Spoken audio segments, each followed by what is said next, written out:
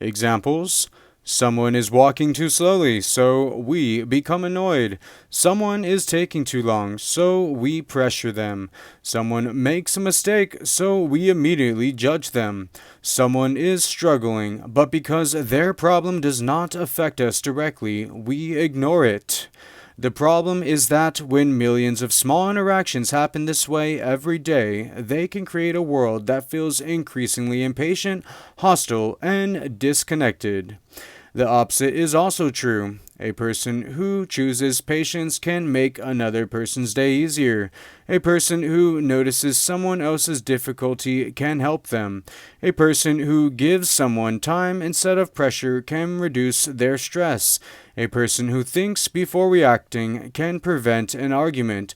A person who considers another person's perspective can turn an ordinary interaction into a peaceful one.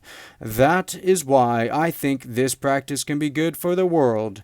We cannot change everyone, but we can change what we contribute to the world around us. This is especially true in the way that you think of it. If everyone's doing a little bit to take away from each other, then it does truly feel like we are in a world that takes away from one another. And then that gets cultured into the next generation, and they're raised in ways of thinking, how do I just keep it all for myself since I already live in a world that's corrupt and taken? We start making that our reality.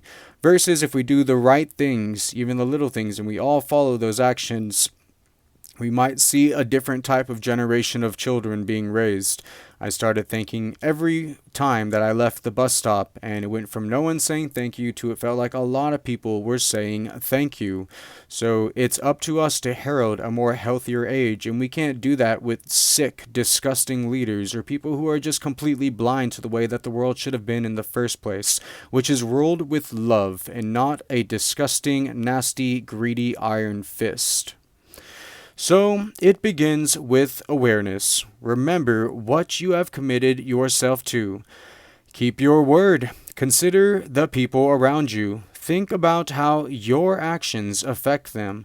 And when you have the opportunity, choose the action that reflects love rather than impatience, selfishness, or anger.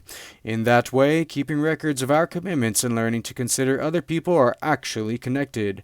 The first teaches us to be faithful to our word. The second teaches us to be faithful to our love for others. And both can become ways of putting our love for God into action. So perhaps the goal is not simply to become more disciplined or more thoughtful people. It is to become people whose discipline, remembrance, self-control, patience, and awareness are all guided by love.